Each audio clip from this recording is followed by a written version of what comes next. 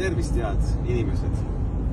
Tänane päev hakkab läbi saama ja kampaaniapäev ka ja olen väga paljude inimestega kohtunud.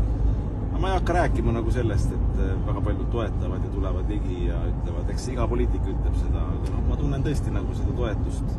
Aga eks valimiste päeval ole näha, kui palju sellest konverteerub häälteks ja kas nendest häältest siis ka piisab, et midagi muutma hakata. Annaks Jumal, et piisab. Annaks Jumal, et ei oleks palju, kes tulevad valima plaan B pool, sest plaan B on tõesti vaja, plaan A on läbi kukkunud. Väga paljud inimesed ütlevad, et nad on lootuse kaotanud. Isegi ütlevad, et nad ei tule plaan B-d valimist, ütlevad, et Eestis on ja Tartus elu perses, vabandust selle roppu sõna eest, aga nii nad mulle ütlesid.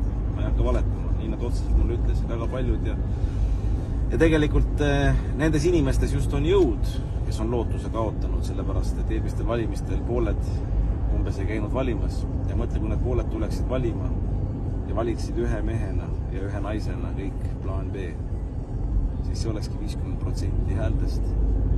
Ja kui need, kes muidu käivad valimas, kui nendest osa tuleb ja valib plaan B-d, siis see on ju üle 50%. See on jõud rahvas. Rahval on jõud, kui rahvas tahab seda jõudu rakendada.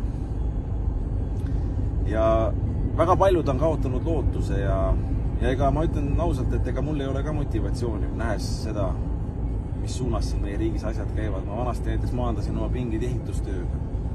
Aga mul ei ole enam motivatsiooni midagi ehitada ega arendada ka oma isiklikus elus. Sest ma näen seda, kuidas kõik alla käib siin riigis ja ma tean seda, et kui ma suhtlen paljudega, inimesed helistavad mulle ja ütlevad, et neil sama jama, et ei ole motivatsiooni.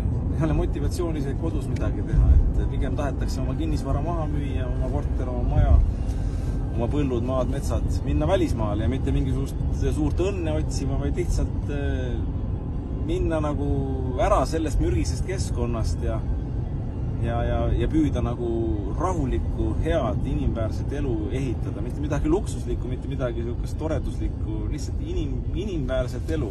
Sellest on puudu. Ja me peame valimistega püüdma seda ümber pöörata, et see ei ole normaalne, et eestlasel või tartlasel nagu sellised mõtted peas on. Tule valima ja vali plaan B, sest meil on vaja radikaalseid, selgeid, põhjapanevaid muutusi Tartus ja Eestis.